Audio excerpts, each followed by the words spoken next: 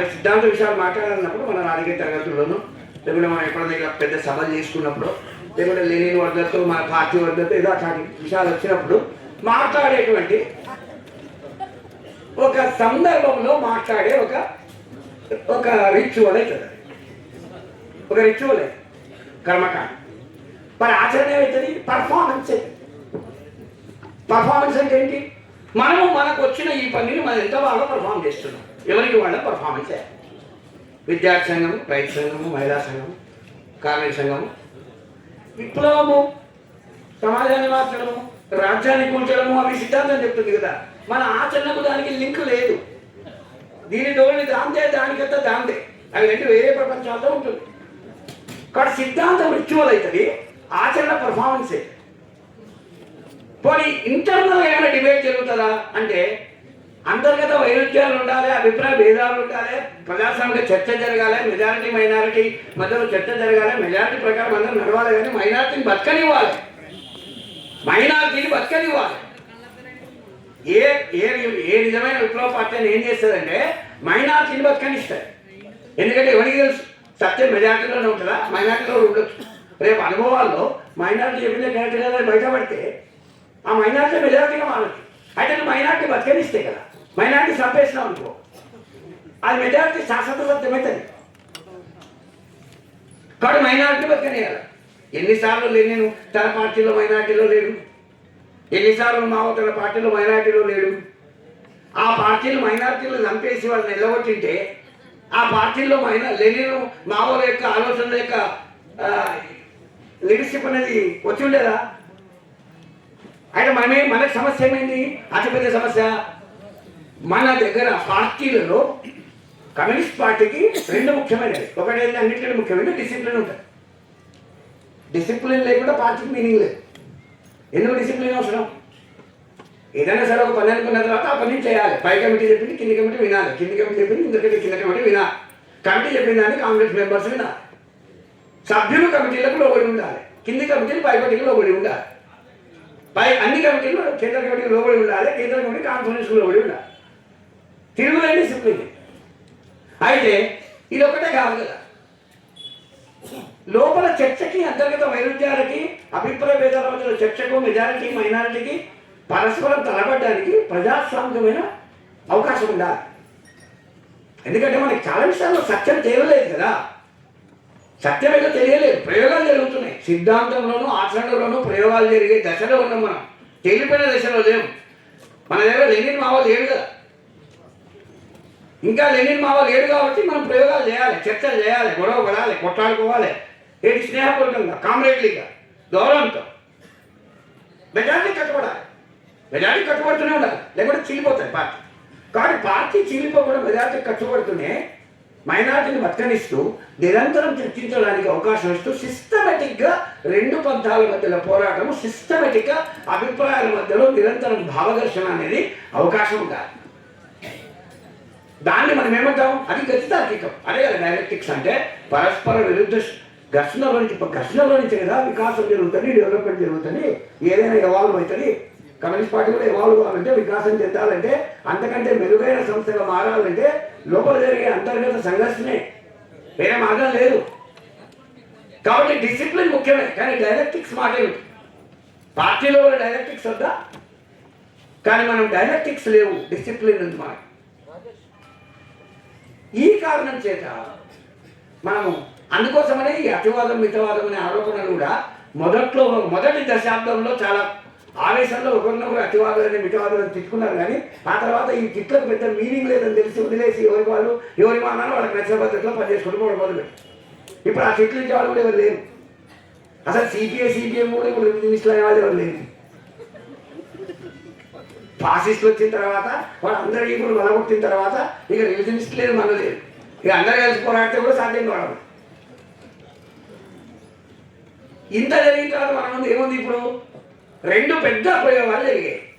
నేను నిర్మాణ వాల్మీతో వదిలేస్తా, కానీ రెండు పెద్ద ప్రయోగాలు జరిగాయి కమ్యూనిస్ట్ ఉద్యమంతో. ఒకటి, పార్లమెంటరీ ఎన్నికల వ్యవస్థలో జోక్యం చేసుకోవడం ద్వారా సమాజం మీద ప్రభావం చూపించడం అనేది ఒక పంచ.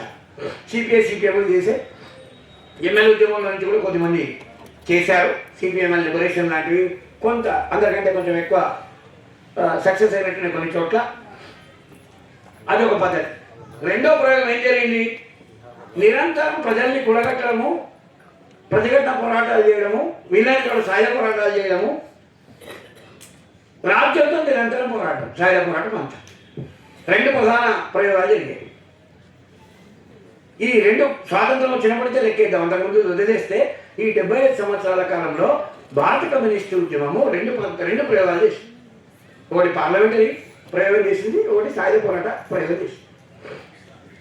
ఈరోజు మనము ఎక్కడున్నామంటే 3 సంవత్సరాల సమీక్ష చేసుకుంటున్న ఈ సందర్భంలో మనం ఈ రెండు పంథాలకు ఏమైంది అని ప్రశ్నించుకుంటే ఈ రెండు పంథాలు కూడా ఘోరమైన ఓటమి చూస్తుంది.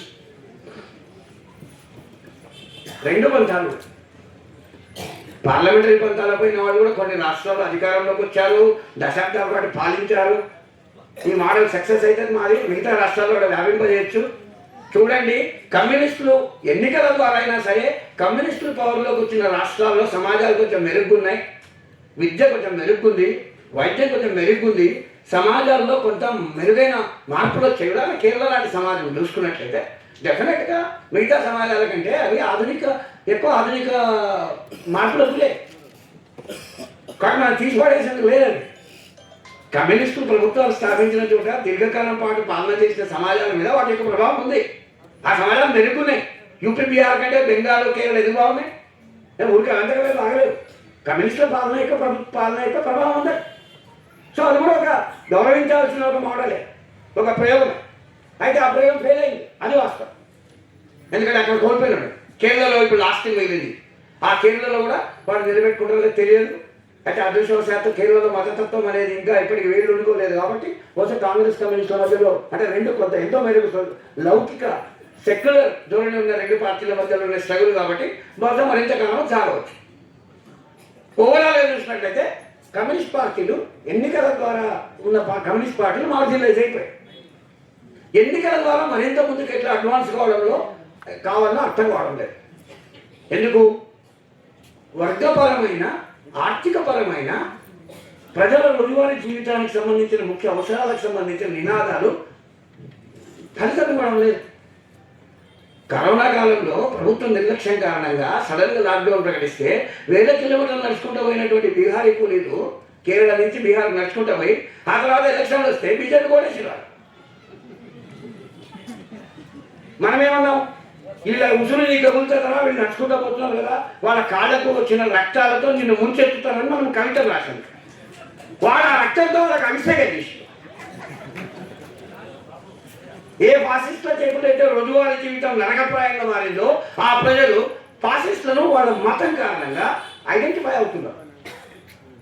ప్రతిసారి మనుషుల యొక్క ప్రవర్తనల్ని భౌతిక ప్రయోజనాలు, వాళ్ళ ఆర్థిక ప్రయోజనాలే నడిపించవు, సాంస్కృతిక సామాజిక అంశాలు నడిపిస్తాయి అనేందుకు ఇంకా ఎవరికైనా డౌట్ ఉంటే ఆ డౌట్ మొత్తాన్ని చరిత్ర తుడిచేసి గత 11 ఏళ్ళు అత్యంత దుర్భర పేదరికం రాజ్యం వెళ్తున్నటువంటి హిందీ రాష్ట్రాలలో అత్యంత బలమైన శక్తిగా ఫాసిస్టులు అవతరించారు కదా. అత్యంత ప్రగతిశీల సమాజం నిర్వహిస్తున్న మన తెలంగాణ, ఆంధ్రప్రదేశ్లో భయంకరమైన హిందుత్వవాదులు, విద్యావంతులు లుకలుకలాడుతున్నారు. ఇంతమంది ఉన్నారా మన సమాజంలో? ఇట్లాంటి వాళ్ళు మనకు తెలియదు. ఏ మురికాలలో రహస్యంగా ఈదుతున్న కీటకాలు అవన్నీ ఈరోజు బయటకు వచ్చినాయి. ఏ వాట్సాప్ గ్రూప్లో చూసినా ఈ కీటకాలు లేవు. మన బంధువుల వాట్సాప్, మన క్లాస్మేట్ల వాట్సాప్లు, ఎక్కడ చూసినా మన బతుకుతున్న కాలనీ వాట్సాప్ గ్రూపులో ఎక్కడ చూసినా ఈ కీటకాలు. వీళ్ళందరూ కూడా గౌరవప్రదమైన ఇస్త్రీ బట్టలు వేసుకొని తిరుగుతున్న కీటకాలు మన చుట్టూనే. తెలుగు సమాజం ఎప్పటికి కూడా ఒక బీహార్ లాగా, యూపీ లాగా ఆలోచించదు. మన వాళ్ళు చదువుకున్నారని భ్రమలో ఉన్నాం. మన భ్రమలన్నీ పటాపంచలైనటువంటి కాలంలో మనం బతుకుతున్నాం. ఈ రాష్ట్రాల ఎక్కువ కాలం ఏం పట్టదు ఇక్కడ హిందుత్వం అనేది వ్యాపించడం. అంటే మనుషుల మీద సామాజిక సాంస్కృతిక విషయాల ప్రభావం ఎంత లోతుగా ఉంటుందో మనం కమ్యూనిస్ట్ పార్టీ చాలా లోతుగా విశ్లేషించాల్సిన పరిస్థితికి నెట్టివేయబడ్డాం మనం. ఇంకో పక్కన అది పార్లమెంటరీ పంత, అది అనగా వాళ్ళు ఎదుర్కొంటున్నదే ఎన్నికల్లో వాళ్ళకి సమస్యలే. కమ్యూనిస్ట్ పార్టీలు ఇప్పటికి కూడా అందరికంటే నిజాయితీగా, అందరికంటే వాస్తవికంగా, అందరికంటే హేతుబద్ధంగా ఆర్థిక డిమాండ్లు పెడుతున్నాయి. ప్రజల పేదరికం గురించి మాట్లాడుతుంది. ఆర్థిక, వైద్య, విద్య మొదలైన రంగాల్లో జరుగుతున్న అన్యాయాల గురించి మాట్లాడుతూనే ఉంది, ప్రైవేటైజేషన్ గురించి మాట్లాడుతూనే ఉంది. ఇప్పటికీ సిపిఎం వాళ్ళని మనం ఎంతనే ఇక్కడ వివరిస్తుంది, కానీ వాళ్ళైతే అవే మాట్లాడుతుంది. ఇప్పటికీ వాళ్ళు ఓట్లేయడంలా ప్రజలు వాళ్ళ సొంత ట్రేడ్ యూనియన్ మెంబర్లు వాళ్ళకి ఓట్లేస్తలేరు. ఎందుకంటే ట్రేడ్ యూనియన్లో ఉండే మెంబర్షిప్ వాళ్ళకి వచ్చిన ఓట్లకు లెక్క లేదా? ట్రేడ్ యూనియన్లో కోట్లలో మెంబర్షిప్ ఉంది, లక్షల్లో కూడా ఓట్లు రాకుండా అర్థమైంది. సో అదొక సమస్య వాళ్ళు ఎదుర్కొంటారు. అదే సమస్య పార్లమెంటరీ పంతాలు రిజెక్ట్ చేసినటువంటి విప్లవోద్యమం కూడా ఎదుర్కొంటారు. విప్లవోద్యమం కూడా తన సాయుధ పోరాట పంతాలను చాలా కన్సిస్టెంట్గా, చాలా కష్టాలతో, చాలా మొండిగా కొనసాగించిన మావోయిస్ట్ పార్టీ కూడా తన చివరి దశకు చేరుకుంటారు. మావోయిస్ట్ పార్టీ ఇది చాలా స్పెక్టాకులర్గా అందరికి కనబడేట్లు జరుగుతున్నది కాబట్టి చాలా వందల వేల సంఖ్యలో లొంగిపోతున్న వాడు చర్చనీయాంశమైంది. కానీ నిజానికి సాయుధ పోరాట పంథ తప్పని విషయం 20 ఏళ్ల కిందనే అర్థమైపోయింది. ఎందుకంటే ఎంఎల్ శిబిరంలోని మెజారిటీ ఎంఎల్ పార్టీలు ఎప్పుడో ఆ పంథ తప్పని వదిలేసి అప్పుడే రుజువైంది. మావోయిస్ట్ పార్టీ ఒకటే మిగిలింది. నిజానికి మిగిలిన ఎంఎల్ పార్టీలు ఆల్రెడీ వదిలేసాయి కదా, అంటే ఆ పంథ కరెక్ట్ కాదనే కదా.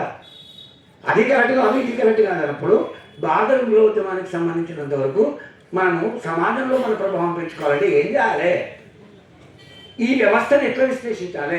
ఎందుకంటే భారత సమాజాన్ని, ప్రజలను 3 శక్తులు ప్రభావితం చేస్తాయి. ఒకటి భారత రాజ్యం, రెండవది భారతదేశంలో ప్రచండ శక్తికి ఎదిగిన పెట్టుబడి, మూడవది తరతరాలుగా వేల సంవత్సరాలుగా పాతుకుపోయి ఉన్న సామాజిక సాంస్కృతిక వ్యవస్థ. ఈ 3 ప్రభావంలో భారత సమాజం తయారై ఉంటుంది.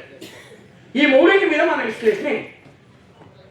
ఏ కమ్యూనిస్ట్ పార్టీ అయినా ఈ సమాజాన్ని కదిలించాలంటే, ఈ సమాజాన్ని నడిపించాలంటే, మార్చాలంటే భారత సమాజాన్ని తీవ్రంగా ప్రభావితం చేస్తున్న భారత రాజ్యం మీద, భారత పెట్టుబడి మీద, భారత సామాజిక సాంస్కృతిక వ్యవస్థల పైన తనదైన నిర్దిష్ట విశ్లేషణ చేసుకోవాల్సి ఉంటుంది. దాని ఆధారంగా ఒక కార్యక్రమం రూపొందించుకోవాల్సి ఉంటుంది. పార్టీ తనంతాను కొత్తగా నిర్మించుకోవాల్సి ఉంటుంది. ఈరోజు మనకు 100 ఏళ్ల కమ్యూనిస్ట్ ఉద్యమం మన ముందు పెట్టిన సవాల్ అదే. ఈ 3 విషయాలకు సంబంధించినంత వరకు భారత విప్లవకారులు తమ విశ్లేషణను ఇంకా మొదలు పెట్టవలసి ఉన్నది అని చెప్పడానికి విచారిస్తుందని.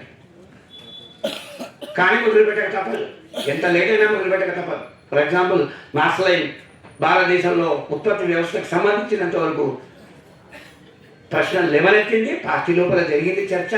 జరిగిన తర్వాత వాడు మాస్లైన్గా అది సాధ్యం కాకపోవడంతో మాస్లైన్ అనే ఒక సంస్థగా వాళ్ళు వేరు కావాల్సి వచ్చింది. ఆ మేరకు నాకు తెలుసు. అంటే ఏమి, వాళ్ళు ఆ చర్చని ముందుకు తీసుకుపోవడానికి సిద్ధపడ్డారు.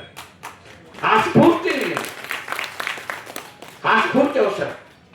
సత్యము నిష్ఠూరంగా ఉన్నా సరే చివరకు సత్యమే మనల్ని గెలిపిస్తుంది. సత్యము మన స్నేహితుల నుంచి మనల్ని దూరం చేసినా సరే చివరకు సత్యమే మనల్ని సరైన మార్గంలో నడిపిస్తుంది. సంస్థల యొక్క బలం ఎంత అనేది ముఖ్యం కాదు.